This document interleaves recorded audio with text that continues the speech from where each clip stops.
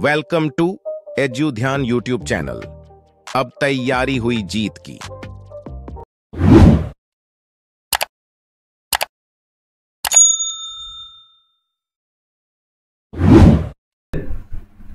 नियुक्तियों को देखे थे, जो कि इस बार अब हम लोग पुरस्कार को देखेंगे। ठीक है, तो आप लोग को बता देना चाहता हूं कि इस वीडियो में सक्सेस मिरर, समान ज्ञान दर्पण और प्रतियोगिता दर्पण तीनों का संग्रह बताया जाता है। चलिए तो हम लोग पुरस्कार को शुरू करते हैं। सबसे पहले है कि राजीव गांधी सद्भावना पुरस्कार। तो राजीव गांधी सद्भावना पुरस्कार किसे दिया गया? तो वनस्थली विद्यापीठ को दिया गया। किसे दिया गया? तो वनस्थली विद्यापीठ को। और वनस्थली विद्यापीठ है कहाँ? तो राजस्थान में। चलिए तो हम लोग ये जान लेते हैं कि राजीव गांधी पुरस्कार सद्भावना पुरस्कार की स्थापना कब हुआ था। तो राजीव गांधी सद्भावना पुरस्कार की स्थापना 1992 कब हुआ था? तो 1992 में हुआ था। 1992 ये जो हुआ था भारत छोड़ो आंदोलन के स्वर्ण जयंती के अवसर पर हुआ था। भारत छोड़ो आंदोलन। और भारत छोड़ो आंदोलन हुआ था कब? 8 अगस्त 1942 को हुआ था। अब इसमें बात आई स्वर्ण जयंती। स्वर्ण जयंती, तो स्वर्ण जयंती 50 वर्ष पूरे होने पर मनाते हैं। रजत जयंती 25 वर्ष पूरे होने पे। एक होता है हीरक जयंती। हीरक जयंती हम लोग 60 वर्ष पूरे होने पे मनाते हैं। एक होता है प्लेटिनम जयंती। प्लेटिनम जयंती 75 वर्ष पूरे होने पे। और एक होता है शताब्दी जयंती। शताब्दी जयंती 100 वर्ष पूरे होने पे मनाते हैं। चलिए अगला हम लोग देखते हैं कि लोकमान्य तिलक राष्ट्रीय पुरस्कार। लोकमान्य तिलक राष्ट्रीय पुरस्कार 2023 किसे दिया गया है? तो भारत के प्रधानमंत्री नरेंद्र मोदी जी को दिया गया है। और किस लिए दिया गया है? तो नागरिकों के बीच देशभक्ति की भावना को बढ़ावा देने के लिए। किस लिए दिया गया है? तो नागरिकों के बीच देशभक्ति की भावना को बढ़ावा देने के लिए भारतीय प्रधानमंत्री नरेंद्र मोदी को लोकमान्य तिलक राष्ट्रीय पुरस्कार 2023 दिया गया है। और लोकमान्य तिलक राष्ट्रीय पुरस्कार जो है इसकी स्थापना कब हुआ था? तो इसका स्थापना हुआ था 1983। ठीक है, और इस बार जो लोकमान्य तिलक राष्ट्रीय पुरस्कार 2023 का जो आयोजन हुआ था, आयोजन कहाँ हुआ था? तो आयोजन आपका पुणे में हुआ था।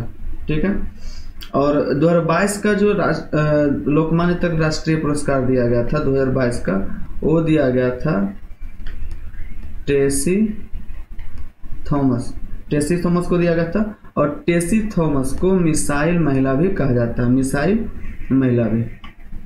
चलिए हम लोग अगला क्वेश्चन लेते हैं। 77वें स्वतंत्रता दिवस के अवसर पर वर्ष 2023 के लिए कीर्ति चक्र और शौर्य चक्र कितने लोगों को दिया गया है? तो कीर्ति चक्र दिया गया है 4 लोगों को दिया गया है। और शौर्य चक्र कितने लोगों को दिया गया है? तो 11 लोगों को दिया गया है। ठीक है, अब हम लोग जान लेते हैं कीर्ति चक्र क्या होता है, शौर्य चक्र क्या होता है, अशोक चक्र क्या होता है। तो सबसे पहले इसके बारे में जानते हैं कि ये जो है ये शीतकालीन वीरता पुरस्कार है। क्या है? तो शीतकालीन वीरता पुरस्कार। ठीक है, शीतकालीन वीरता पुरस्कार में आपका एक अशोक चक्र आता है। अशोक चक्र, दूसरा कीर्ति चक्र,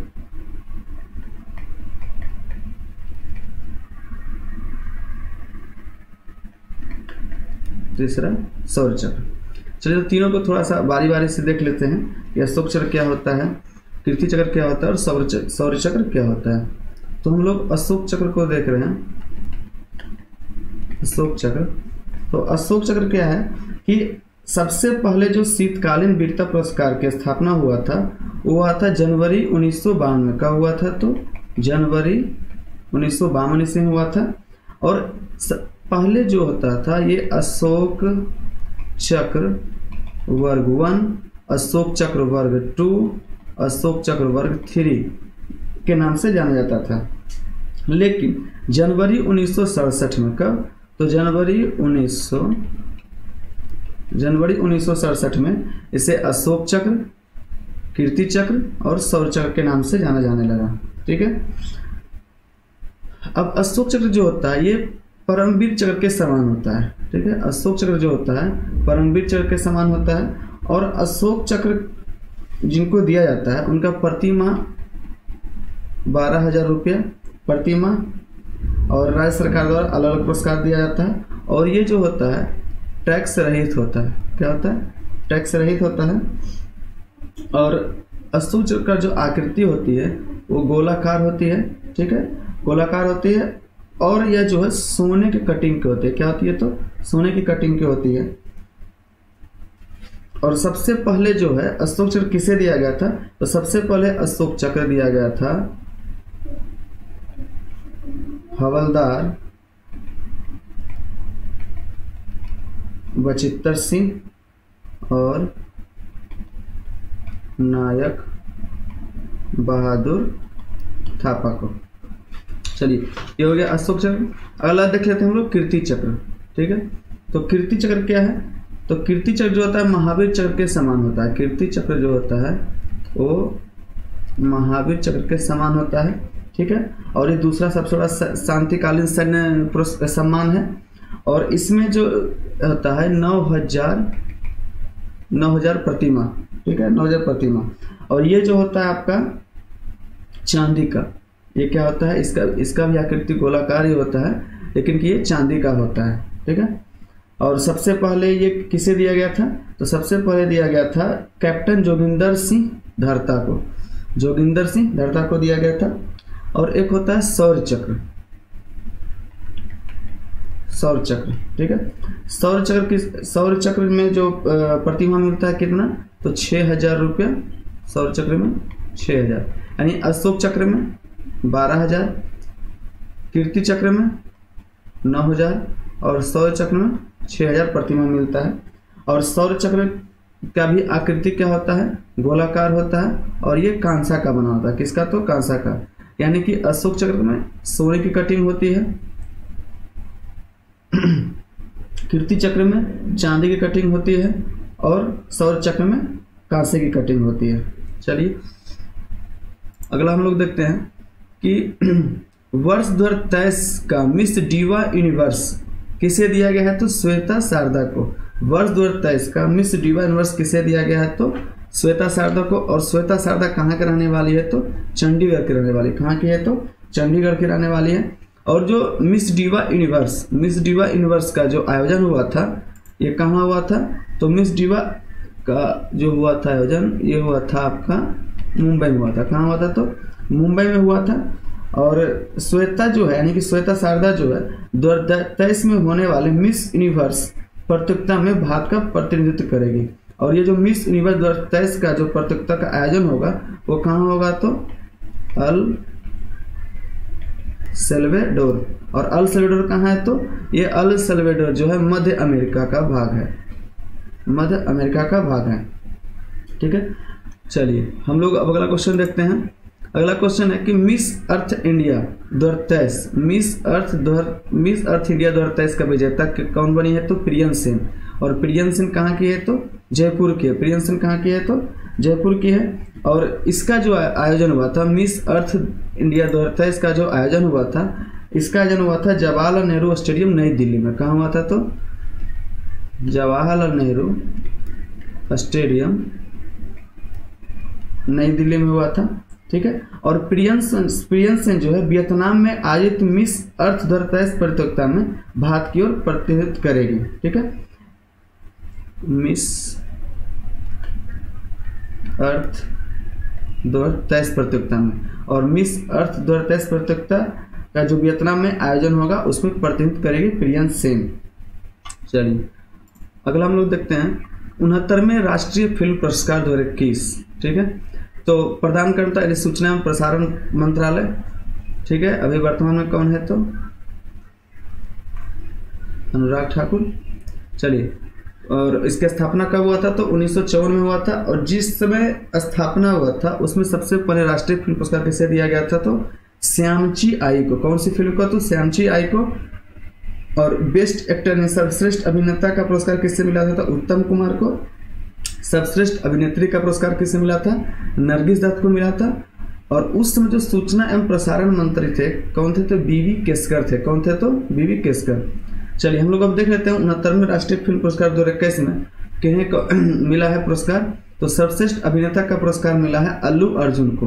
अल्लू अर्जुन को फिल्म किसके लिए? Pushpa the rise. सर्वश्रेष्ठ अभिनेत्री का पुरस्कार आलिया भट्ट और कृति सेनन दोनों को संयुक्त रूप से मिला है। आलिया भट्ट को मिला है फिल्म गंगूबाई काठियावाड़ी के लिए और कृति सेनन को मिला है फिल्म मिमी के लिए। सर्वश्रेष्ठ निर्देशन गोदावरी, ये मराठी फिल्म था, निर्देशक निखिल महाजन। सर्वश्रेष्ठ feature film rocketry the Nambi impact, ठीक है, इसके निर्देशक आर माधवन। सर्वश्रेष्ठ पार्श्व गायक का पुरस्कार किससे मिला है?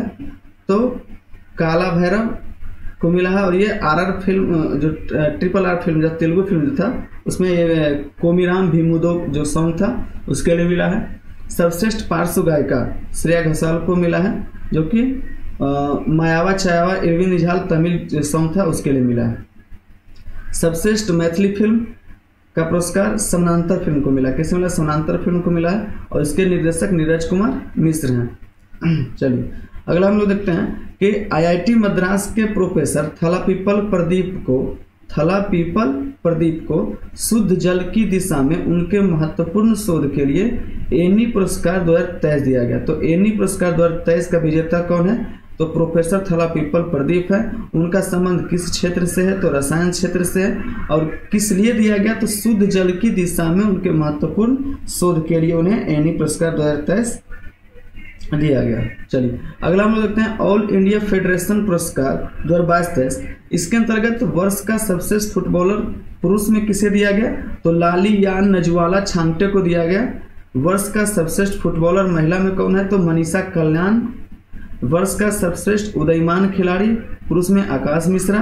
वर्ष का सर्वश्रेष्ठ उदयमान खिलाड़ी महिला में शिल्पी साजी। वर्ष का सर्वश्रेष्ठ कोच पुरुष के लिए किसे दिया गया? तो किलफोर्ड मिरांडा को। और वर्ष का सर्वश्रेष्ठ कोच महिला के लिए प्रिया प्राथीवाला को दिया गया। चलिए अगला हम लोग देखते हैं कि ASSOCHAM business excellence award 2023, ASSOCHAM business excellence award 2023 किसे दिया गया? तो राष्ट्रीय खनिज विकास निगम को। किसे दिया गया है? तो राष्ट्रीय खनिज विकास निगम को, जिसे कि NMDC बोलते हैं। क्या बोलते हैं हम लोग? NMDC का फुल फॉर्म क्या हो जाएगा? N for national, M for mineral, D for development, C for corporation, ठीक है। और NMDC को जो पुरस्कार मिला है वो खनिज विकास पुरस्कार तथा नियोक्ता brand of the year award से सम्मानित किया गया। अगला हम लोग देखते हैं कि जम्मू कश्मीर में ग्रामीण आजीविका मिशन को स्वयं सहायता समूह के लिए विपणन अवसर उपलब्ध कराने के प्रयासों के लिए गोल्ड श्रेणी में स्टे ऑफ गवर्नेंस 2047 थीम के अंतर्गत कौन सा पुरस्कार मिला है? तो स्कॉच पुरस्कार मिला है, ठीक है। Stay of governance India 2047 theme के अंतर्गत स्कॉच पुरस्कार से सम्मानित किसे गया है? तो जम्मू कश्मीर को सम्मानित किया गया है। किससे सम्मानित है? तो जम्मू कश्मीर को।